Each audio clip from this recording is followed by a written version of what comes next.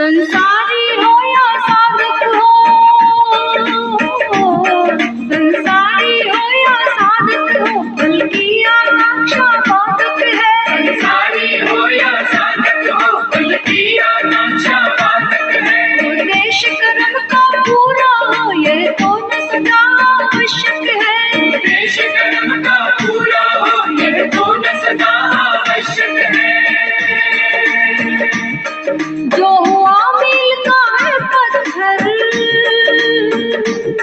जो हुआ मील का है पत्थर, योगी बढ़ता आगे पथ पर। अथ योगम शरणम गच्छामि, अजोषो शरणम गच्छामि। योगं शरणं गच्छामि, अजोषो शरणं गच्छामि।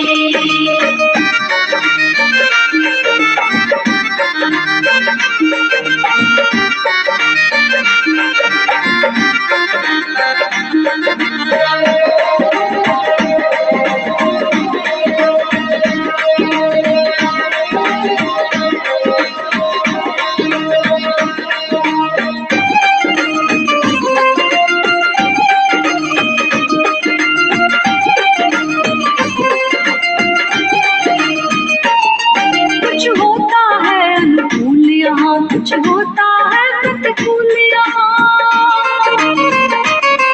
कुछ होता है अनुकूल यहाँ, कुछ होता है प्रतिकूल यहाँ। हम गर्दपात से कंपते हैं, कुछ फूल यहाँ कुछ शूल यहाँ। लहरों को बनने मिटने दो, लहरों को बनने मिटने दो, भीतर चैतन्य न अपने दो। निष्कंपम शरणं गच्छामि, अजोषो शरणं गच्छामि। निष्कंपं शरणं गच्छामि, अजोषो शरणं गच्छामि।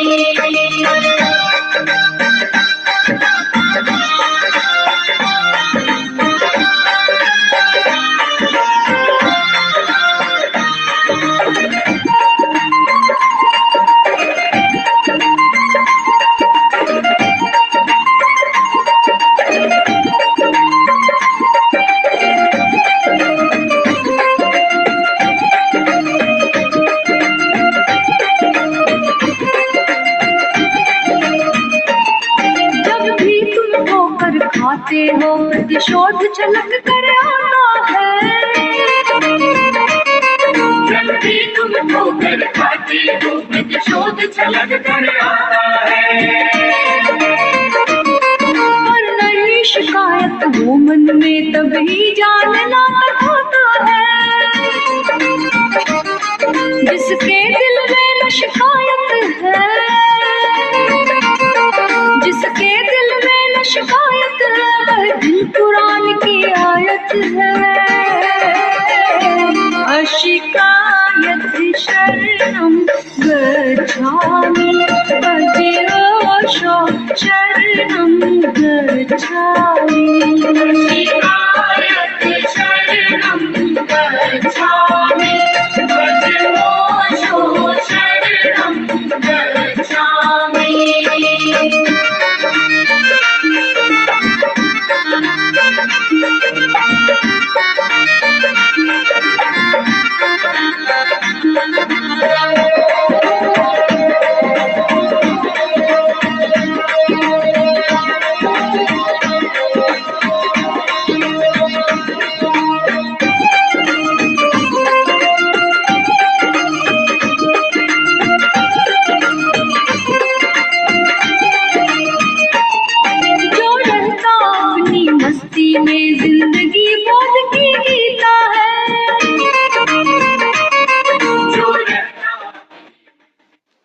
ओशो बैठे बैठे।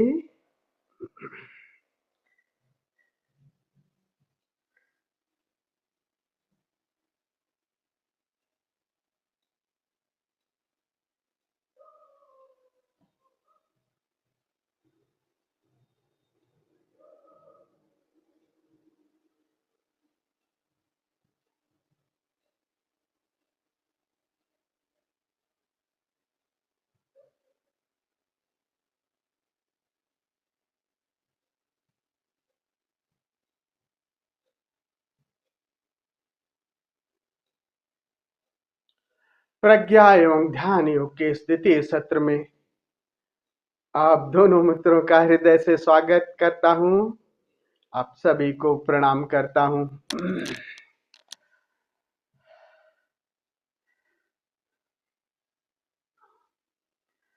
हम लोग इस पिछले काफी दिनों से इन प्रज्ञा सूत्रों को एक एक करके समझ रहे हैं और केवल समझ ही नहीं रहे हैं, उसको जीने का प्रयास भी कर रहे हैं। बुद्ध जिन प्रज्ञा सूत्रों की बात कर रहे हैं,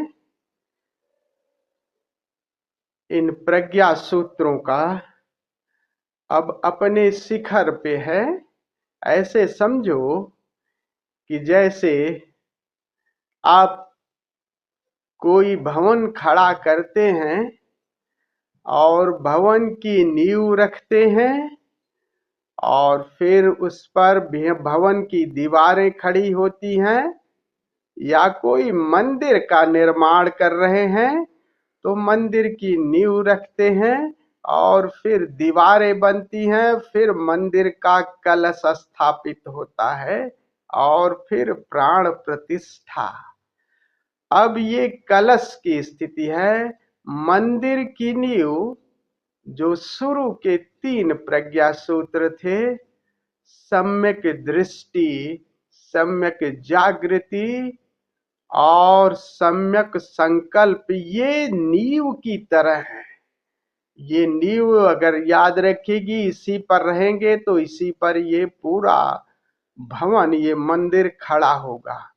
और ये दीवारें अगली हैं सम्यक कर्म, सम्यक संबंध, समवाचा। ये 3 दीवारें हैं और ये अब कलश की स्थिति है।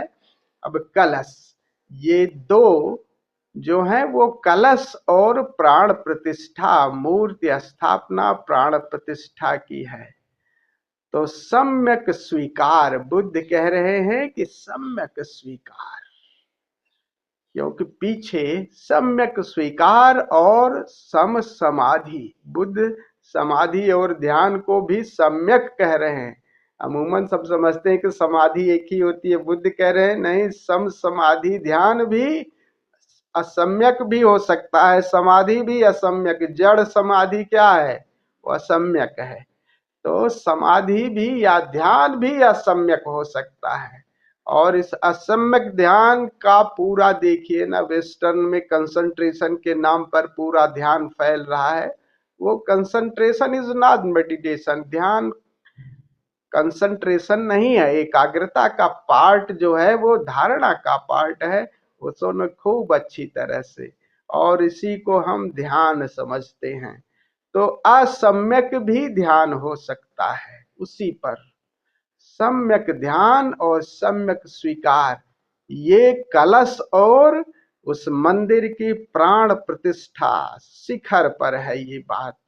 तो आज हम सम्यक स्वीकार का सत्र हम लोग लेंगे, तो आपस में समझेंगे भी, वाद विवाद भी करेंगे। विवाद नहीं करेंगे, संवाद करेंगे। संवाद भी करेंगे कि स्वीकार है क्या, एक दूसरे से समझेंगे। जीवन में कभी स्वीकार और अस्वीकार से तनाव आया है, इस पर हम लोग आपस में बात भी करेंगे और फिर इसको अच्छी तरह से समझेंगे। और समझ करके हम सब एक बात खूब ध्यान रखें कि ऐसे क्या होता है कि ये किताबी ज्ञान, ये नॉलेज जीवन में जब उतरे, इस पर जब प्रयोग करे, तभी ये बात समझ में चरितार्थ होगी। नहीं तो अक्सर क्या होता है कि हम सत्र को ले लेते हैं, चलो ध्यान की तरफ, ध्यान कर लिए, रोज आसन कर लिए, रोज प्राणायाम कर लिए, रोज ध्यान कर लिए। मन की कंडीशनिंग को, इसमें भी मन कंडीशनड हो जाएगा कि रोज तो ध्यान कर रहे हैं, रोज ये कर रहे हैं, तो वो भी कंडीशन का हिस्सा ना बने। इसलिए सतत रोज रोज जागरूक रहिएगा। अरे आज सत्र भी लिए, आज स्वीकार को भी समझा। तो फिर वही, तो श्रवण किया, चिंतन किया, श्रवण किया, मनन किया, उस पर फिर निधिध्यासन, उस पर जब तक हम प्रयोग नहीं करेंगे तब तक वो बात गहरे नहीं उतरेगी। बुद्ध के इन प्रज्ञा सूत्रों को हम बार बार रिपीट इसलिए कर रहे हैं कि ताकि वो हमारे जीवन में घुल मिल जाए और हमारे जीवन का हिस्सा बने। तो वे स्वीकार, तो स्वीकार को हम लोग समझेंगे। तो यहाँ बड़े बड़े महारथी बैठे हुए हैं, तो महारथी बताएंगे कि स्वीकार है क्या भाई, सम्यक स्वीकार जिसे बुद्ध कह रहे हैं। कौन बताएगा कि थोड़ा सा बात आगे बढ़े ताकि संवाद हो, तो बात बने क्या, है? कौन बताएगा? स्वीकार, स्वीकार के बारे में कुछ बोलिए, दो चार लोग। कुछ आज हम आए हैं, अंशुला भी है, कहाँ है? थोड़ा सा आप अपना चेहरा ऊपर दिखाइए। अतुल जी, अतुल जी आपका चेहरा नहीं दिखाई दे रहा है।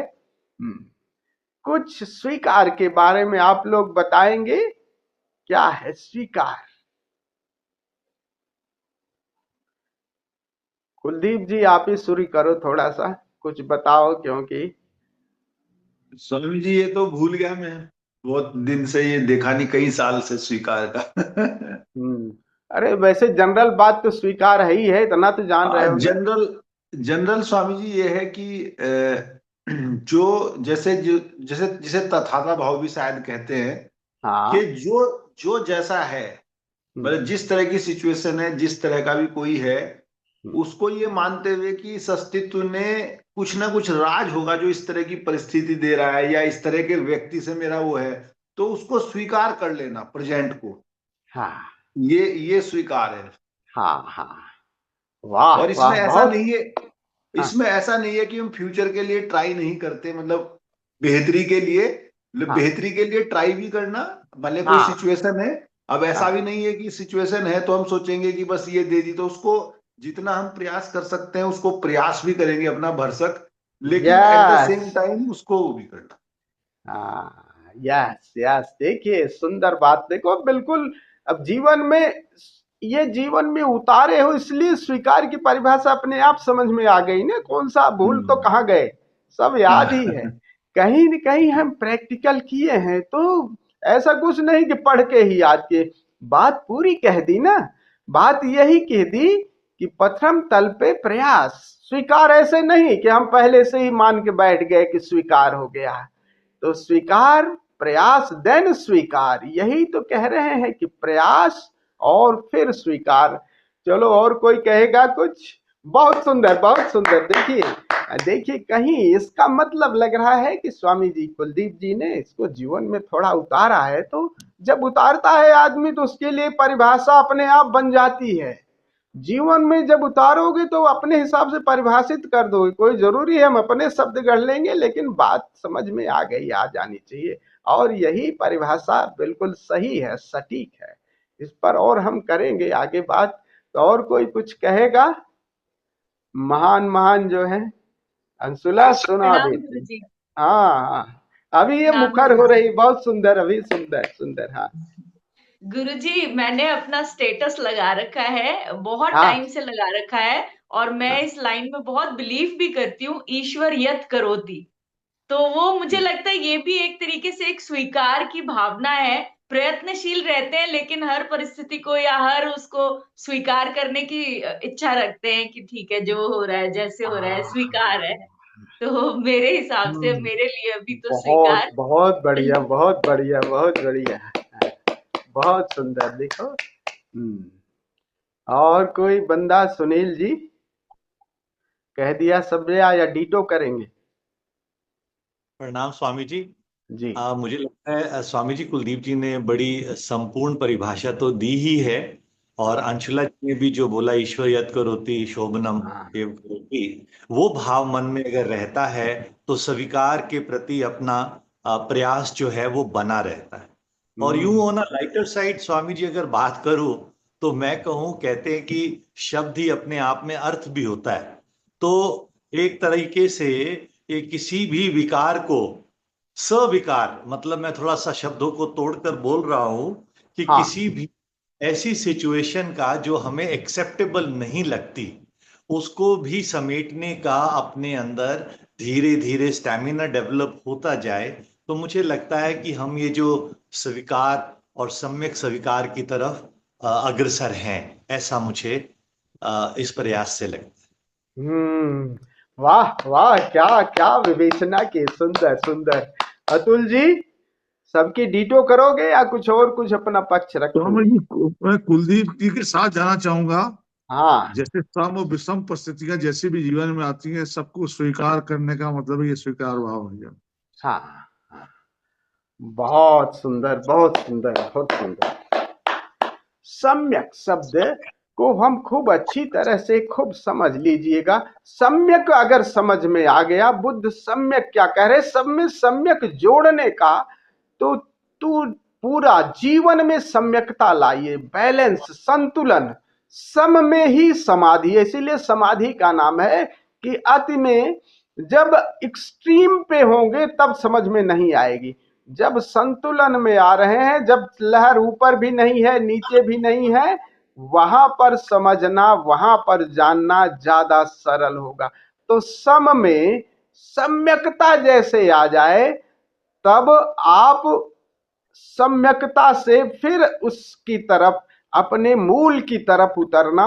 एक्सट्रीम पे है, जब उच्च पे है, जब पूर्व पे है, वहां पे समझ में नहीं आएगी। तो धीरे धीरे सम्यकता पे आए, सम्यकता से फिर आप उस अपने शून्य में, अपनी बीइंग में अपने को जानने का। आखिर बुद्ध का मूल बात है कि हम स्वयं को कैसे जाने, और जीवन हमारा असम्यक है, तो सम्यक पहले बनाए हर चीज को। और उसके जो 8 सूत्र दिए, हमारे देखने की दृष्टि असम्यक है, हमारा जागरण असम्यक है, हमारे संबंध असम्यक हैं, ये हमें तनाव और चिंता से, दुख से भरे जा रहे हैं। और इस तनाव में कुछ भी चीज डालो समझ में नहीं आएगी, और हम आनंदित भी होना चाह रहे हैं। तो दृष्टि को सम्यक बनाए, उसके जो सूत्र दिए, जागृति, जैसे कलह मुक्त जीवन कैसे हो, हम अपने अहंकार को कैसे पहचाने, हम संबंधों को किस तरह से और मीठा बनाए, संबंधों में विन विन का फैक्टर कैसे लागू, कि भाई तुम भी जीतो हम भी जीते। बच्चे से हम खेल करते हैं ना, खेल करते हैं बच्चे से, चलो कुश्ती करते हैं। अगर बच्चे को, आप तगड़े हैं, बच्चे को अगर बार बार हरा दिया किसी खेल में, आप तगड़े हैं, आजा जानकार है, तो बच्चा आपसे नहीं खेलेगा, कहेगा मजा नहीं आया। थोड़ा आप जीतो और थोड़ा वो जीते, आप कोशिश करो कि वो भी जीते, तब उसको मजा आएगा। 1-2 बार वो भी ताली बजाएगा, और 1 बार 2 बार तुम भी जीतो, ताकि उसको चुनौती मिले। तो विन विन का फैक्टर, ये मधुर संबंध, तभी वो खेल खेलेगा आपके साथ। वो खेल तब खेलेगा कि जब आप खेल रहे हो और थोड़ा आप जानबूझ के हार जाओ, तब उसको इंटरेस्ट आएगा कि मैं जीत गया हूं, जीत गया, तब आपके साथ को रिलेट, वो संबंध बनाएगा। जीवन में यही संबंध, विन विन का फैक्टर और अप्रिसिएशन, ये संबंध है। और वाणी का हमने सत्र लिया, कर्म का भी कैसे सम्यकता ले, ये सब प्रयास के हैं। अब स्वीकार की बात है, तो वही स्वीकार की बात जो आप लोगों ने कही, ठीक बात कही, उसको और अच्छे ढंग से हम तरीके से समझेंगे। कह रहे हैं कि और ये स्वीकार भाव केवल साधक के लिए नहीं कह रहे हैं, सभी के लिए। संसार में हो आप, चलो साधना नहीं कर रहे हो, उसके लिए भी कह रहे हैं कि संसारी हो या साधक हो, फल की आकांक्षा बाधक है, उद्देश्य कर्म का पूरा हो यह तो न सदा। आज केवल इन्हीं 2 लाइनों को हम समझेंगे, और फिर धीरे धीरे बहुत सारे ये जो आनंद गीता के इसके बड़े प्यारे प्यारे सूत्र हैं, स्वीकार बड़ा बढ़िया है, बहुत अच्छे तरीके से समझेंगे, खूब एलोबरेट करके खूब अच्छी तरह समझेंगे स्वीकार को। कह रहे हैं संसारी हो या साधक हो, फल की आकांक्षा बाधक है, उद्देश्य कर्म का पूरा है यह तो न सदा आवश्यक है। कह रहे हैं कि चाहे आप संसार के किसी कृत्य में कर रहे हो या अंतर यात्रा पर चल रहे हो, अंतर यात्रा पर भी चल रहे हो, तुम्हारे हिस्से में क्या है? तुम्हारे हिस्से में उस ऐसा नहीं कि अगर कहे कि भैया अब फल की आकांक्षा स्वीकार कर लो, फल की आकांक्षा, फल नहीं मिलेगा तो हम कुछ भी न करें। उद्देश्य और फल और परिणाम दो अलग अलग बात है। आप उद्देश्य लेके चलोगे, घर से निकलते हो ना कि उद्देश्य लेके चले कि हम उस मित्र से मिलने चले हैं, हमें आज उस अपने दोस्त से मिलने जाना है। अब ये उद्देश्य तो आप लेके चलोगे ना।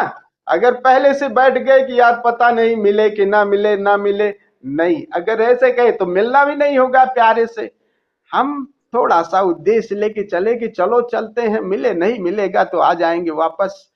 तो उद्देश्य और फल, परिणाम, परिणाम हमारे हिस्से में नहीं है, ये बात समझ लीजिए।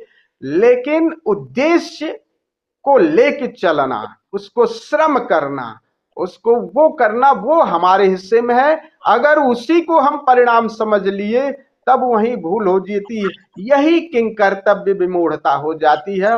और इसी को फल को समझ करके बहुत सारा देश हमारा जो वो एकदम मतलब आलसी होगा, आलस्य हो गया कि यार जब करेगा सो परमात्मा करेगा, जो कुछ करें। दास मलूका कह गए सबके दाता राम। तो ऐसा नहीं, श्रम के बाद ये स्वीकार आना चाहिए। जब आप चले हो तो चलोगे ही। अब आप मित्र से मिल भी सकते हो, और एक और बात हो सकती है कि आप चले हो, आप इतना तो अपनी तरफ से प्रयास कर रही हो, लेकिन यात्रा में जो बाधाएं आएंगी उसके बारे में आपको पता नहीं, उसको आप कुछ नहीं कर सकते। यात्रा में सपोज आप चले और किसी भी आपके एक दूसरे परिचित का कहीं दुर्घटना हो गई है और सडन आप हो, तब क्या करोगे? आपका उद्देश्य उसी समय चेंज हो जाएगा। अब आप नहीं जाओगे मित्र के पास, तो उद्देश्य उस समय तो पूरा नहीं हुआ, क्योंकि उद्देश्य अस्तित्व ने अब दूसरा दे दिया। अब उस समय एक दूसरा उद्देश्य दे दिया कि यार अब उस चीज को पोस्टपोन करते हैं, अब इसको जरूरत है कि हॉस्पिटल ले जाए या इसका उपचार ट्रीटमेंट कराया जाए। कोई भी ऐसा हुआ तो वही कह रहे हैं, उद्देश्य कर्म का पूरा हो यह तो न सदा आवश्यक है। जो हुआ मील का है पत्थर, योगी बढ़ता जाता पथ पर। तो कह रहे हैं कि जब आप करोगे तो पूरा अपना श्रम बटोर करके, पूरी मेहनत 100% दांव पे लगा करके तब स्वीकार। आपका जो स्वीकार भाव है आपके श्रम से, आपके 100% योगदान से आना चाहिए। ये नहीं कि पहले तन पे थोड़ा सा क्या होता है, कुनकुने कुनकुने करते हैं हम और फिर बात नहीं बनती। तो ये जब हम अंतर यात्रा पर चले हैं तो कुनकुने कुनकुने बात नहीं, स्वीकार चरम पे है। कितना प्रयास।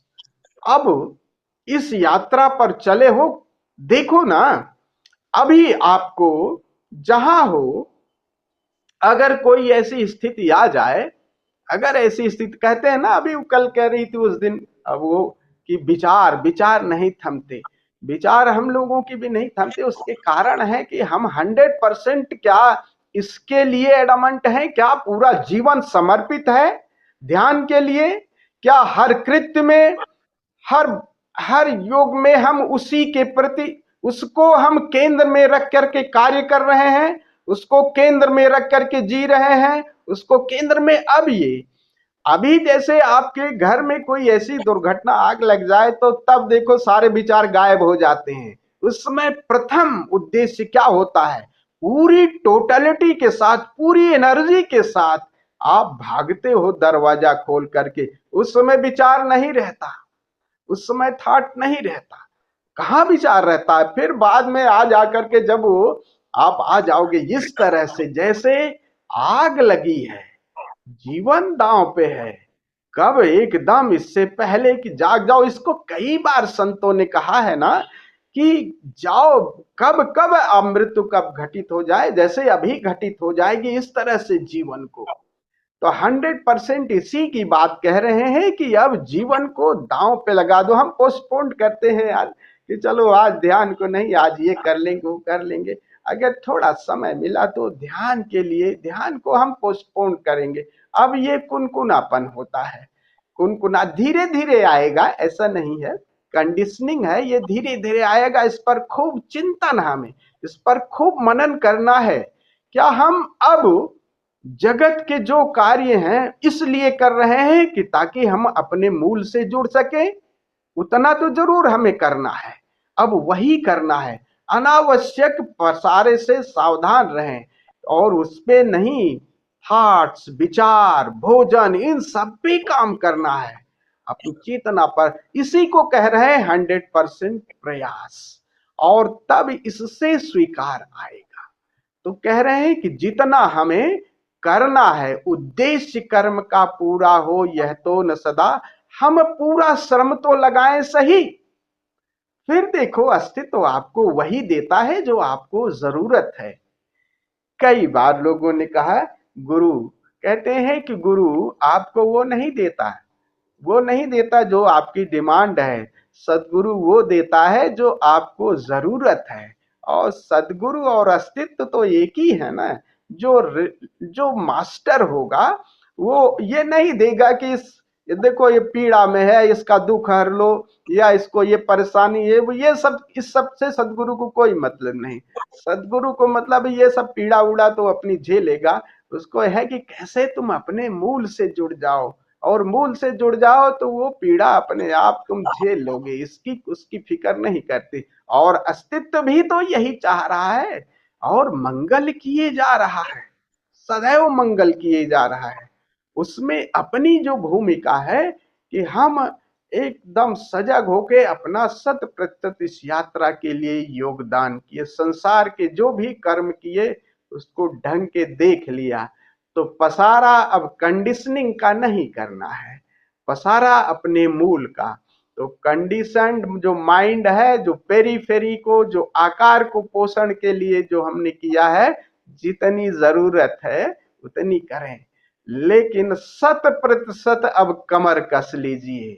कहते हैं ना कि यदि संकल्प लिया है जीवन में तो उसको संकल्प सहित पालन करना। तुम अब शेष रहे या जाए प्राण, शेष रहे, फिर से कह लेने दो, शेष रहे या जाए प्राण। अब प्राण भी चला जाए तो चले जाने देना, लेकिन उसके लिए अब कटिबद्ध हो जाओ। कुनकुने कुनकुने से फिर बात बनती नहीं, लौट लौट के आते हैं। तो इसी को कह रहे हैं कि प्रयास, खूब प्रयास करो, फिर तब लेट गो, वो अंतिम है। और स्वीकार तब आएगा ही, आपके प्रयास से ही स्वीकार आएगा। कभी देखा नहीं कि आप थक जाते हो तो कहते हो भाई अब थक गए, परमात्मा तो जाने, तब असली बात स्वीकार तो तभी आता है। खूब ये सब जीवन में भी अनुभव किया, भाई देखो जितना करना था हमारे पास, और यही है स्वीकार का मतलब। भाई हमारे पास जितनी बुद्धि थी, जितनी शक्ति थी, जितनी संपत्ति थी, जो भी कुछ हमारे पास दादा, वो मैंने दांव पे लगा दिया। तूने जितना दिया था, तूने हमें जितना खोपड़ी दी थी, इतना सोचने की, अब वो जितना नहीं कि हम कम सोच पाए, कम सोच पाए इसलिए कि इतना ही तने दिया था। भाई अस्तित्व ने उतना ही दिया था, इतना इतना ही सोच लिए, और इतना सोच पाए, इतना कर पाए। लेकिन इतना सोचने में, इतना करने में पूरा पूरा पूरा अपनी टोटलिटी के साथ लगा दें, तब उससे स्वीकार आता है। स्वीकार का मतलब ही यही है कि हम पूरा लगाएं। और फिर आगे कह रहे हैं कि उस स्वीकार के बाद जो परिणाम आएगा, जो हुआ मील का है पत्थर, कह रहे हैं, और ये बाधा नहीं, अगर असफलता भी आ जाती है तो आपका माइलस्टोन है, वो मील का पत्थर है। जैसे मील के पत्थर है ना कि इतनी दूर अभी मंजिल है, अब आपको वो कुछ शिक्षा दे गया, वो सिखावन दे गया, कई सिखावन दे गए कि हमने जो श्रम किया उसमें कोई कमी रह गई क्या, या श्रम में जो निर्णय लिया उसमें कोई कमी रह गई, परिणाम। हेलो, इको हो रही मेरी आवाज? हाँ, आप सुनील जी, आपका माइक ऑन है। तो वो जो परिणाम आए, वो परिणाम को स्वीकार करो, उसका एनालिसिस करो। वो परिणाम अस्तित्व ने जो दिया है, हमने 100% लगाया, जो परिणाम दिया वो मील की पत्थर की तरह, निराश नहीं हो जाएं, उसको फिर से उसमें परिमार्जन करें कि कहां कहां चूक रह गई या यही हमारे हिस्से में था, तब स्वीकार, उससे स्वीकार आएगा। यही कह रहे हैं, सम्यक का स्वीकार का मतलब है यही। और सम्यकता को समझ लीजिए, दुख और सुख, दृष्टि सम्यकता का हर में देखिएगा। जो बुद्ध कह रहे हैं वो दोनों से आपको दुखी है, नकारात्मक दृष्टि है इस वजह से दुखी हैं। हम नकारात्मक पहलू को पकड़ रखे हैं, इसलिए नकारात्मकता से आपको सकारात्मकता पे जाना है और फिर दोनों को छोड़ना है। दोनों को असल में छूट ही जाएगा, तो दोनों को छोड़ना है। दृष्टि तीसरे पर है, तो अति, जैसे वो कल की मैंने कहानी कह रहे थे ना कि दो लोग थे, एक नकारात्मक था एक सकारात्मक था, दोनों एक दूसरे के अति पे हैं। लेकिन सकारात्मक वादी जो है ना उतना दुखी नहीं होगा, नकारात्मक जो वादी होता है वही ज्यादा दुखी हो जाता है। बात तो जब अति करेगा, अति में कि सकारात्मकता, अति भी, अति सकारात्मकता भी तनाव में लाती है, वो भी लाएगी, लेकिन ज्यादा संभावना है नकार वाला। नकार वाला तुरंत ही डिप्रेशन में चला जाएगा, वो तुरंत ही गड़बड़ हो जाएगा। तो शुरुआत दुख क्यों हो रहा है? दुख है वो कोई चीज नहीं पूरी हुई, कोई चीज नहीं हुआ जो चाह रहे थे, और वो चाह को न पूरे होने की वजह से नकार में चले गए, नकार में चले गए। लेकिन जो सुखवादी है ना, वो क्या करेगा, वो फिर दूसरा उपाय ढूंढेगा, तीसरा उपाय ढूंढेगा और तब उपाय भी करेगा। हमको क्या करना है, दोनों को जान लो, दुख से सुख की तरफ जाओ, फिर तीसरी स्थिति पे आ जाओ। मिल गया ठीक, नहीं मिला तो ठीक, हम दोनों के साथ लीला कर रहे हैं। ये नहीं कि सुख सुख को पकड़ लिए या दुख दुख को, दोनों घटनाएं घट रही हैं, हम दोनों के मध्य में आ गए और मध्य में बैलेंस हो गए। अब वो घोड़े की लीद के साथ, देखो ना वो मस्त है, लेकिन है तो ऑब्जेक्टिव ओरिएंटेड, वो भी सुख भी ऑब्जेक्टिव ओरिएंटेड है, तो भी उस हमें वहां से काश वो होता कि चलो उसको कम से कम ये है, वो आंख बंद करके अपनी बीइंग में जाता तो ठीक है। घोड़े की लीद के साथ वो कह रहा है यहाँ कुछ न कुछ मस्ती में है, उसके लिए संभावना है, उस दूसरे व्यक्ति के लिए, दूसरे बेटे के लिए संभावना है कि वो ध्यान में जा सकता है। वो क्षण था, लेकिन पहले के लिए बड़ा असंभव है। तो बुद्ध कह रहे हैं दुख से सुख पे आओ और सुख को भी फिर बैलेंस, संतुलन, वहां से फिर अकर्ता भाव, अकर्म भाव आएगा, वहां से लीला शुरू होगी। तो पहले सुखवादी दृष्टि है पर रखिए, फिर है और नहीं है दोनों जीवन में घटते हैं, सम्यकता वहीं आती है। कभी मिलेगा, कभी चीजें आपकी सफलता आएगी, तब नाचने मतलब, यानी सफलता भी मिलेगी। जब है पर दृष्टि है तो सफलता मिलेगी, और नहीं है पे दृष्टि है तो असफलता मिलेगी, दुखी होंगे। है पर सफलता मिलेगी, हरदम सफलता नहीं मिलेगी। तब नाचने लगे, तब दृष्टि, तब जैसे ही असफलता आएगी तब दुखी होंगे। तो है पर दृष्टि और है से नहीं है, और है को दोनों को पकड़ लो, दोनों को देख लो कि दोनों तरंगे हैं। तरंगे चाहे नीचे जा रही हैं चाहे ऊपर जा रही हैं, दोनों हैं, और दोनों के मध्य वो सम्यक है, वो बिंदु है। तो सम्यक स्वीकार को हम लोग थोड़ा सा समझे। सम्यक स्वीकार जो कह रहे हैं आपके प्रयास से, हमारे प्रयास से, जो भी हमारे लेखे कर बनता है। जैसे हम लोग ध्यान करते हैं ना, जितना दांव पे लगाना है। अब इसमें नहीं कि हम थोड़ा सा इसमें छोड़ देते हैं अपने पार्ट को, जो भी है उसमें दांव पे लगाएं, और दांव पे लगा करके तब क्या होता है, अंत में हम लेट गो की स्थिति में आ जाते हैं। तथाता अंतिम बात है, वहां से तथाता, और तथाता ही आपको ध्यान में ले जाता है। स्वीकार अंतिम बात है। तो प्रथम जो है, हम सारी विधियों में प्रथम है प्रयास। प्रथम है प्रयास, सभी चीजों का प्रयास, फिर हम छोड़ देते हैं कि अब तेरी मर्जी, तेरी इच्छा। और उस स्वीकार से फिर हम देखे हैं कि एक शून्यता पैदा होती है। ये शून्यता तो नहीं पैदा होगी अगर हम पहले प्रयास नहीं किए। तो प्रयास देन प्रतीक्षा और स्वीकार तब आता है। तो यही स्वीकार का, सम्यक स्वीकार का यही मतलब है। तो आनंद गीता के और कई कई सूत्र हैं, इस पे हम बहुत सारा डिटेल्स है, तो एक एक करके हम समझेंगे कि कहाँ कहाँ क्या क्या, उस पर कई उदाहरण दिए हैं इसमें, और इसको पूरा अच्छी तरह से स्वीकार को समझेंगे। चलिए आज हम थोड़ा सा प्रयोग कर लेते हैं प्रयोग का, फिर इसे कल हम लेंगे। तो प्रयोग करने के लिए आज हम पहले 5-7 मिनट एक सेक करेंगे, कुंडलनी का जो पहला पार्ट है कंपन करेंगे। फिर करीब 10 मिनट हम कंपन के माध्यम से जैसे ऊर्जा जगती है, फिर नृत्य के साथ, एक बहुत प्यारा नृत्य है, संगीत है, उसके साथ थोड़ा सा नृत्य करेंगे 5-7-10 मिनट, और ताकि ऊर्जा फैल जाए। फिर सब छोड़ देंगे, ये हमारा प्रयास होगा। फिर लाई डाउन और स्वीकार कर लें, सब कुछ स्वीकार के साथ, स्वीकार करके फिर सब छोड़ देना है, फिर स्वीकार ही कर लेना है। स्वीकार में मतलब तब शरीर को भी स्वीकार कर लो कि अब मर गए तो मर ही गए, अब जो भी घटना घटे घटन दो, एक्सेप्ट इट। सब कुछ विचार आ रहे हैं, एक्सेप्ट इट। कहीं कोई तनाव है, एक्सेप्ट इट। जितना करना था कर लिया, अब छोड़ देना। फिर केवल वॉचफुलनेस एंड एक्सेप्ट इट। फिर डोंट मूव, शरीर को नहीं हिलाना है। बी वॉचर, तनाव को वॉच करें, विचारों को वॉच करें, सब कुछ।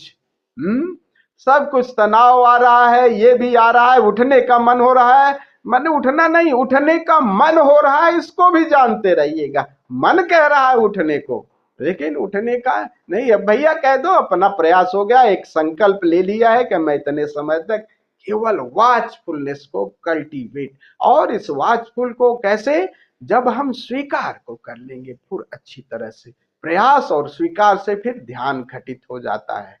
तो चलिए पहले खड़े होकर के हम लोग शरीर को जगाते हैं, कपा करके कुंडलनी के माध्यम से थोड़ा सा नृत्य करते हैं, फिर लेट करके या बैठ करके स्वीकार भाव से फिर ध्यान में उतरते हैं।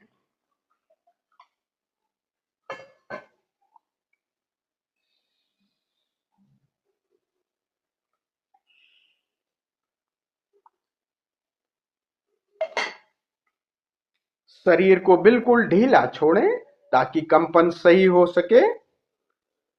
दोनों घुटने अनलॉक रखेंगे, बिल्कुल सारा ध्यान अपने शरीर पे ले आए और उन अंगों को से कंपने दे, कंपन होने दे। ध्यान अपने अंगों पे रखेंगे, खास करके मूलाधार चक्र पर, तो वो कंपन सहज होगा ताकि ऊर्जा आपके मूलाधार से ऊपर की तरफ गति कर सके। तो कंपन और स्वयं पर, अपने पर ध्यान, और शरीर को बिल्कुल ढीला छोड़ दें।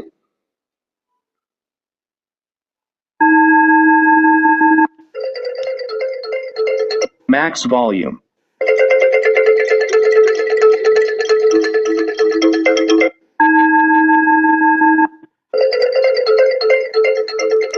Shake your body, खड़े होकर के कंपन करें।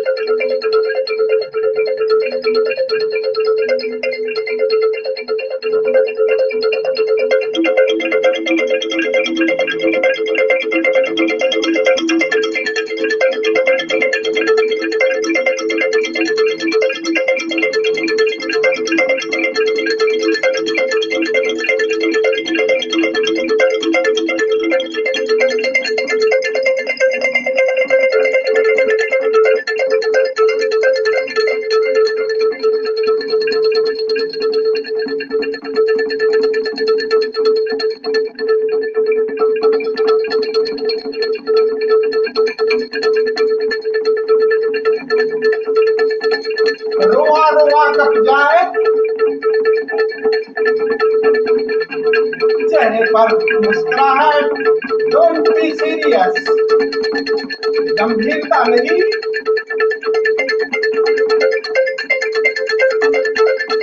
अपन को उठने दे, शरीर को जितना ढीला रखोगे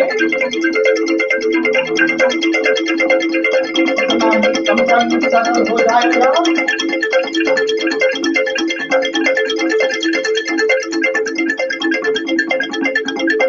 बहुत सुंदर।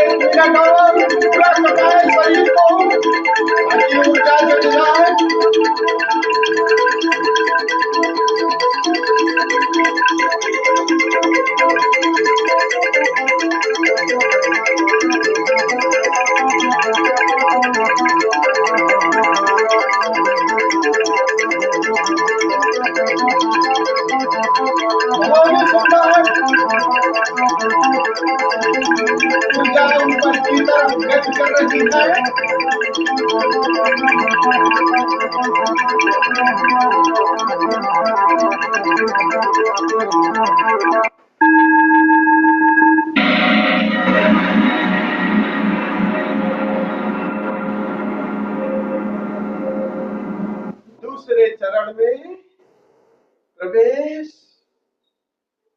संगीत की लय के साथ शरीर को झूमने दें ताकि ये ऊर्जा पूरे रोम रोम में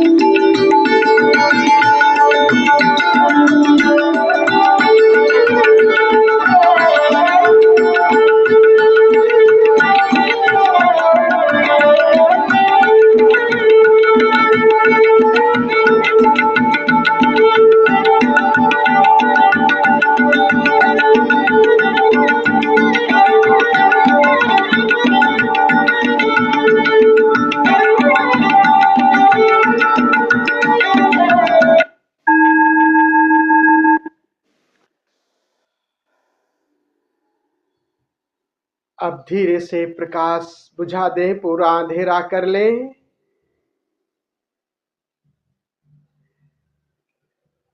दो चरणों से पूरी ऊर्जा जग गई। प्रयास हमने कर लिया। एक और प्रयास सम्यक संकल्प का। एक सरल सी मुद्रा चुन लें जिसमें आप आराम से बिना किसी तनाव के लेटना चाहें लेट जाएं, बैठ करके प्रयोग करना हो बैठ के करें। एक सम्यक संकल्प लें कि बस अब अपने शरीर को नहीं हिलाऊंगा, इस पर तो हमारा नियंत्रण है। एक संकल्प कि हम अब शरीर को नहीं हिलाएंगे।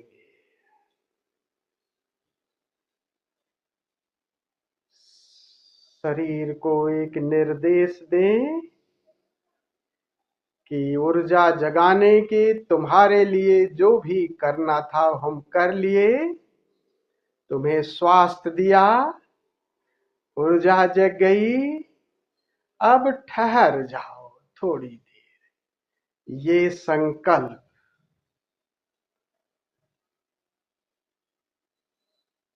शरीर को बिल्कुल स्थिर कर लें। No any movement. Use your eye fold and ear plug. मेरी आवाज आपको सुनाई दे।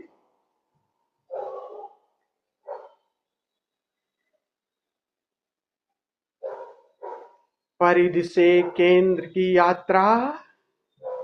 संकल्प तो ले लिया है, अब संकल्प के बाद जो कुछ भी देह के प्रति, विचारों के प्रति, भावनाओं पर मेरा नियंत्रण नहीं है, उसे स्वीकार कर ले।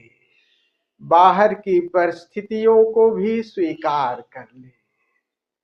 बाहर की परिस्थितियां ऐसी हैं, कहीं कोई शोर है, कोई आवाज है। देह में कहीं पीड़ा है। बस स्वीकार कर ले। कहीं कोई विचार चल रहे हैं, चलने दे, ये भी स्वीकार। लेकिन इस स्वीकार के प्रति बस हम जागे हैं। भाव चल रहे हैं, देखें और स्वीकार कर ले। अंतर मन में कहीं कोई पीड़ा, पास्ट की यादों की कोई, सब स्वीकार कर ले। स्वीकार करें अपनी इस देह को जैसी भी मिली है। स्वीकार करें अपने मन को, अपने विचारों को।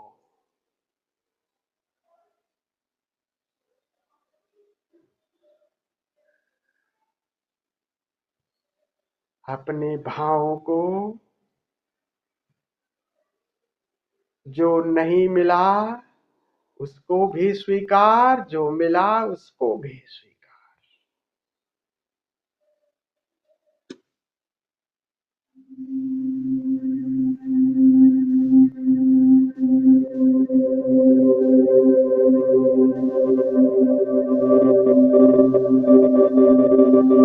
तेरे कांटों से भी प्यार, तेरे फूलों से भी प्यार।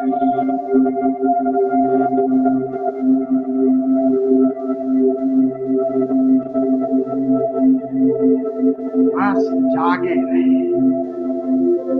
सब स्वीकार, सब स्वीकार।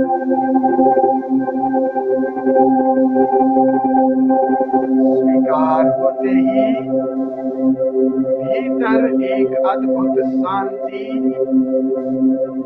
एक अद्भुत आनंद का अनुभव होने लगा। अस्वीकार ही तनाव का कारण है। प्रयास और स्वीकार, स्वीकार है, स्वीकार है।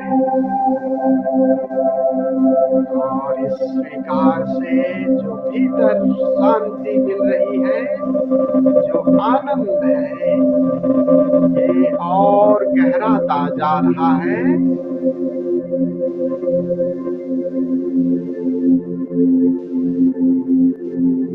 स्वीकार और जागरण है। देखते देखते अपने भीतर उतरते जाएं। इस शांति का, इस आनंद का मजा लें। जय ओशो।